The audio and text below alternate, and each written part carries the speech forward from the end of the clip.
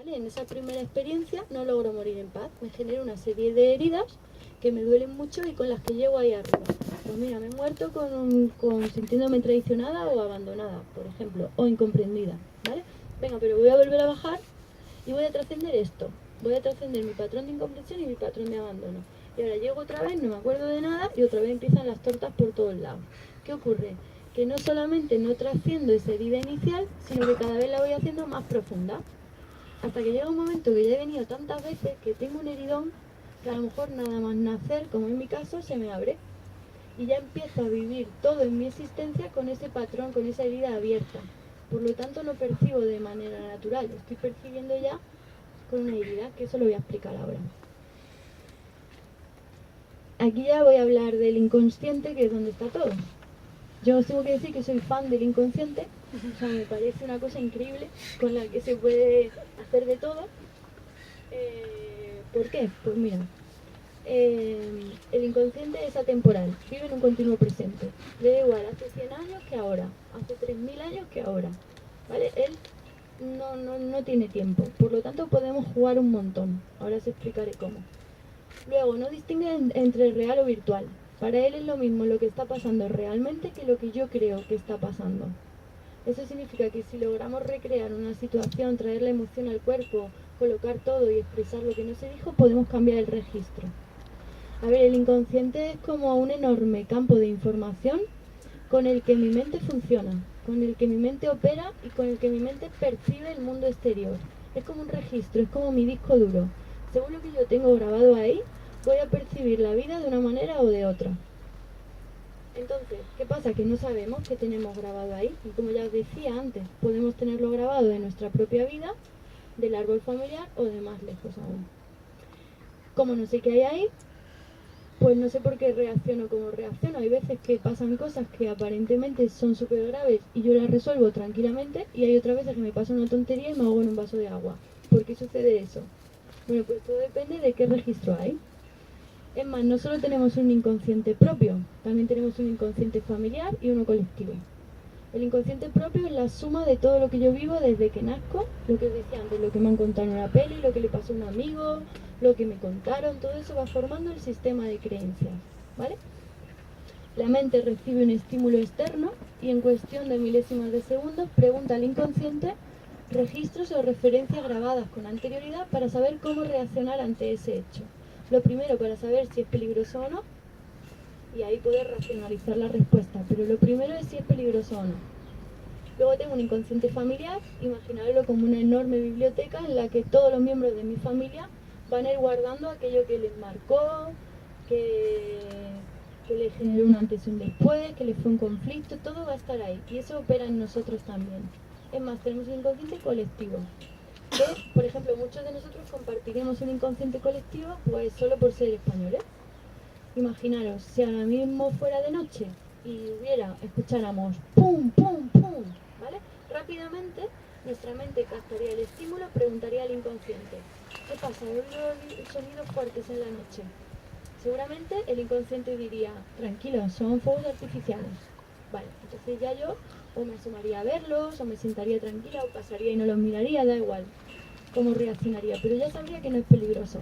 Ahora imaginaros que somos de Arabia Saudí y en mitad de la noche escuchamos pum, pum, pum, todos al suelo, ¿sabes? Rápidamente, en cuanto mi mente pregunta al inconsciente cómo reaccionar ante ese hecho, el registro que va a haber grabado es de peligro absoluto. Entonces yo me voy a tirar al suelo, voy a reaccionar ante el peligro. Eso es lo que pasa cuando se encienden las bombas. Situación parecida, vas a salir mal parada, pum, reacciono de manera desmesurada y no lo sé gestionar, porque no sé qué me pasa. Es lo que os decía desde el principio. Lo importante es saber qué nos pasa y qué está dentro de nosotros. Luego, la mente tiene tres partes. Tenemos una parte consciente, que es la que me está escuchando a mí ahora. Por ejemplo, la que lee, la que escribe, la que pone atención plena en algo. Eso supuestamente lo usamos solo un 5% en nuestro día a día. O sea, fijaros, es muy poquito. Solo un 5% de las decisiones que tomamos, de las respuestas que damos y de cómo nos tomamos todo es consciente verdaderamente. El otro 95% es subconsciente e inconsciente, que son las otras dos partes de la mente. El subconsciente son los automatismos, lo que yo lo que yo aprendo a hacer desde temprana edad y no necesito poner mucha atención a la hora de realizarlo. Pues respirar, conducir, comer, ir de mi casa al trabajo, son cosas que tampoco tengo que ir con atención plena porque ya sé cómo van. Y luego el inconsciente, que es este enorme campo de información con el que mi mente va a percibir el mundo y según lo que haya grabado va a reaccionar. Entonces imaginaros, es mucha información que no sabemos.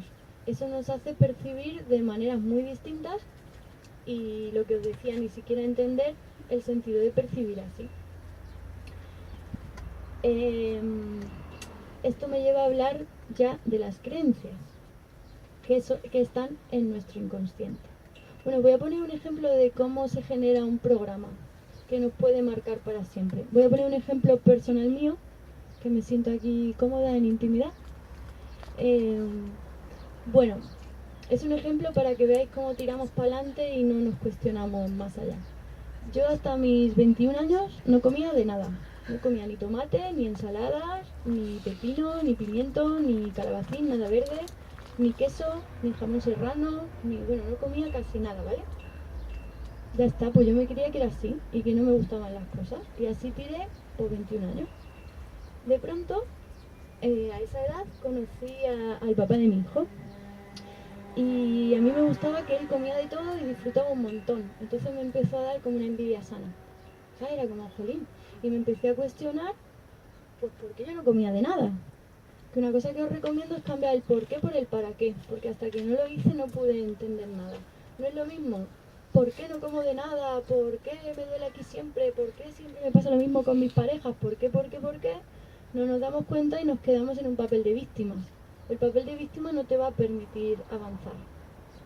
Porque ya está, si el hecho ya ha pasado, por mucho que te quejes, va a seguir ahí, no lo vas a poder trascender. Sin embargo, el para qué te pone en una alerta en la vida, en una actitud de poner atención, de querer descubrir más allá. ¿Para qué me ocurre esto? ¿Qué sentido puede tener? ¿En qué afecta mi vida? ¿Cuándo me pasa? Que todo eso te va a ir a hacer descubrir matices. Lo he dicho más, pero la construcción de la frase. Te va a ir encontrando matices. Por ejemplo, en mi caso me di cuenta que no era que no me gustaban las cosas, era que no las había probado. ¿Qué sentido puede tener que yo no quiera probar algo, no? ¿Cuál puede ser el sentido? Entonces yo con eso me puse a tirar para atrás en mi vida. Llegué a mis 5 años. Con 5 años viví una experiencia muy fuerte para mí en ese momento, pues no la supe gestionar, ni creo que nadie lo hubiera podido saber gestionar porque era muy complicada, que fue descubrir el lado violento de mi padre. Él se empeñó en que yo probara el queso manchego y a mí me olía muy fuerte y yo no quería probarlo, me negué. Y mi padre se puso cabezón y me obligó sí o sí a que lo tenía que probar. Bueno, pues lo tuve que probar. Lo probé y vomité. Lo siento por vomité encima de una mesa con un tapete de plástico. Entonces mi padre se quitó la correa, llamó a mi madre, Encarni, tráeme un vaso. Echó el vómito en un vaso y me dijo, o te comes el queso o te comes el vomitado. Claro, imagínate, yo con 5 años, así, buscando, mi padre con la correa, mi madre que no me defendía, eso es fuerte, ¿no? ¿Qué hizo mi mente? Por supervivencia. Fijaros lo que me genera. Cada uno entiende lo que quiere de una situación, ¿vale? Y saca el programa que su mente da. En mi caso, yo pensé que la culpa de todo lo que yo estaba sufriendo la había tenido el probar algo. Entonces emití un nuevo programa que fue: probar cosas es peligroso. ¿Viste esa bomba que os decía? Bomba programada. De los 5 a los 21 años no volví a probar nada. Como yo antes de los 5 años no había comido ensalada, no comía ensalada. Como nunca había masticado un calabacín, porque mi madre me hacía purés, pues nunca mastiqué un calabacín, ¿vale? Cuando yo fui consciente de que ese programa venía de un trauma y que ya no tenía sentido, porque no iba a venir mi padre a pegarme si yo no me gustaba algo, pude empezar a probar todo. Y hoy por hoy, pues como de todo. ¿Vale? Entonces, este ejemplo se entiende muy bien. Como nuestra mente de pronto hace, me protejo y de pronto tienes 21 años y ya estás harta de que te digan, ay, pareces una gallinita, cargas todo, vas a una excursión, comes pan con pan. Que no es cómodo, no es agradable, pero puedes estar toda la vida así, si no te paras a plantearte el sentido de eso. Yo trabajo también con las creencias. Me parece un pilar fundamental para poder entendernos. Las creencias son las que hacen que algo lo vivamos de manera conflictiva o no. Aparte de hechos que que no se pueden gestionar porque no tienes la edad para hacerlo, porque no tienes el conocimiento para hacerlo. Pero más allá de eso, una vez que se encuentra el origen natural de por qué estás así hoy, a mí me gusta ir más allá. ¿En qué creencias hay debajo para haber vivido la situación como traumática o no? Por ejemplo, yo me puedo caer delante de 200 personas y levantarme y sentirme un imbécil, machacarme, desvalorizarme, juzgarme y, bueno, lo peor. O me puedo caer delante de 200 personas y levantarme y reírme y no generarme ningún conflicto. Ya está, me he caído, punto. Eso va a depender de qué hay grabado en mi inconsciente, qué creencias hay en mí. ¿Qué es una creencia? Una creencia es simplemente algo que yo doy como cierto, algo que yo creo que es así, ya está. No tiene por qué ser verdad o no, porque hay millones de opiniones y de creencias en el mundo y no hay certezas, hay pocas certezas absolutas, ¿no? ¿Qué ocurre con las creencias? Que cuando yo tengo una creencia, como sea inconsciente o no, yo me paso la vida intentando demostrar que lo que yo creo es cierto. Entonces atraigo a mi vida constantemente aquello que creo. ¿Vale? Todo. Otra cosa. A ver, ¿qué hacemos los humanos cuando no tenemos toda la información completa sobre un hecho concreto? Es decir, tenemos información real con lagunas. Por ejemplo, voy por la calle y veo una discusión. Hay un hombre y hay una mujer y están discutiendo. Ya está. Esa es toda la información real que hay, ¿vale? Un hombre y una mujer discuten. Ahora hay lagunas, porque yo no sé quién son, no sé por qué discuten, no sé cuál es su parentesco, no sé si lo hacen muy a menudo, si es su sintonía, si es la primera vez que les pasa, no sé qué vienen de hablar antes, no sé qué ha generado la discusión, no sé nada, ¿vale? Pero yo cojo y esas lagunas que hay las cubro con piezas de información irreal que son mis creencias, lo que yo creo, y construyo una historia. Entonces, si 10 personas ven la misma pelea en la calle, va a haber 10 versiones diferentes. Cada uno se va a ir contando una película distinta. Lo que hacemos con esto es que nos vamos alejando de la realidad hasta incluso llegar a distorsionarla. Y esto es fuente de grandes conflictos, imaginaros. Y encima vamos interactuando unos con otros por el mundo, cada uno con sus creencias y lo que él cree que ha entendido. Incluso hay veces que no ha pasado lo que creo que ha pasado, pero como yo ya estoy predispuesta a que eso pase, yo solo veo eso. Imaginaros que, por ejemplo, yo llego... Mira, si no tuviéramos ninguna creencia concreta sobre la vida o sobre el mundo, podríamos ver absolutamente todo. Y todo son muchas cosas. Hay un sinfín de experiencias, de situaciones, de cosas que mirar. Pero cuando yo tengo una creencia hago esto. Y empiezo a percibir la realidad con mi creencia. Es decir, me quedo con lo que encaja en lo que yo creo. Por ejemplo, yo llego a un parque y no tengo ninguna creencia concreta sobre cómo es esta ciudad o cómo es este parque.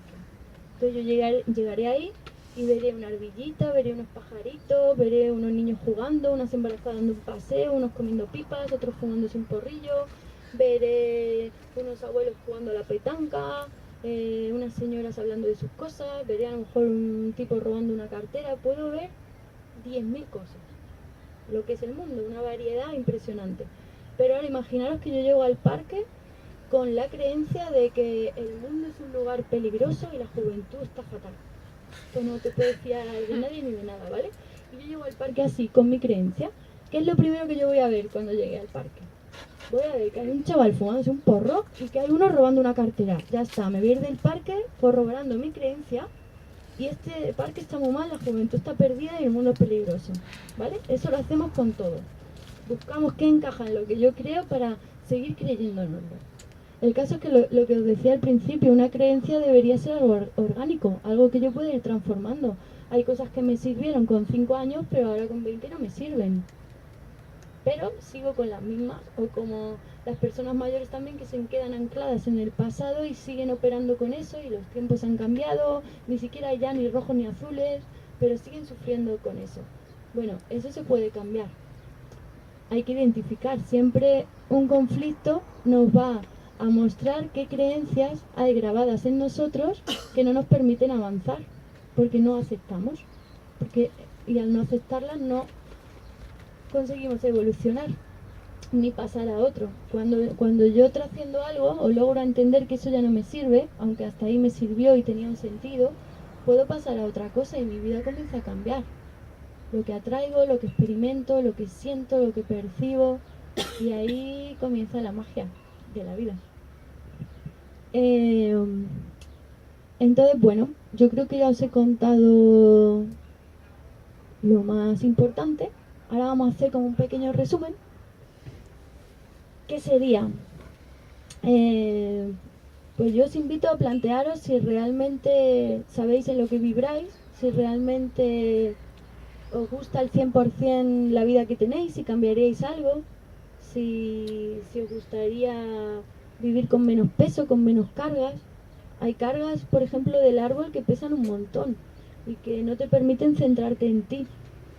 Y realmente venimos aquí a encargarnos de nosotros mismos. Todo lo demás es una excusa. No, es que no sé quién me necesita, es que tengo que ayudar es que tengo que... Tú puedes ayudar de verdad a alguien cuando tú estás bien, cuando tú estás en tu centro, cuando tú te trabajas a ti. Ahí puedes compartirte con los demás. Lo demás es parte del juego. En realidad me gustaría invitaros a percibir la vida como un juego. Esto quita peso también. Es como que venimos a jugar y hay que aprender. Y la vida puede ser todo un arte. Pero nos perdemos en el sufrimiento, nos perdemos en el camino. Realmente es eso, no hay nada bueno ni malo, son experiencias. Experiencias que hay que vivir, que tienen un sentido, que cada persona es un mundo y viene a vivir una experiencia distinta para aportar algo al mundo. Todos tenemos algo que aportar. Y no hace falta ser terapeuta para hacerlo. Puede ser cocinera, puede ser incluso guardia civil y estar trabajado y aportar algo bonito al mundo. Es verdad. ¿No? Uno puede estar vibrando en su centro en cualquier aspecto de la vida. No hace falta ser nada increíble y maravilloso ni fantástico. Se trata de que cada uno se entienda, se conozca. Cuando yo me entiendo, me comprendo, sé de dónde viene, sé el sentido. Pues imaginaos yo cuando no comía de nada, me sentía una idiota. Y decía, jolines, no me gusta nada, siempre voy al sitio y sufro. Pues yo estoy vibrando en eso, estoy machacándome. Es como quien fuma machacándose. Si fúmatelo tranquilo. Porque si no, encima que te estás metiendo ahí a los pulmones, te estás machacando la mente. Hay un biólogo celular que se llama Bruce Lipton, no sé si lo conocéis, que ha escrito un libro que se llama La biología de las creencias. Hay una charla en YouTube también que se llama así. Bueno, él ha conseguido demostrar científicamente que es más poderoso que el propio ADN con las creencias que vibra nuestra mente. Es decir, que si yo estoy vibrando en el juicio, en la desvalorización, en el miedo, todo mi cuerpo lo va a reproducir. Va a mostrar aquello que yo llevo dentro, lo va a exteriorizar. La biología siempre va a encontrar alguna forma, ya sea con un síntoma físico, una enfermedad o un bucle de repetición, de mostrarte que hay algo en lo que estás vibrando de manera no positiva para ti. Si yo logro salir de eso y comienzo a vibrar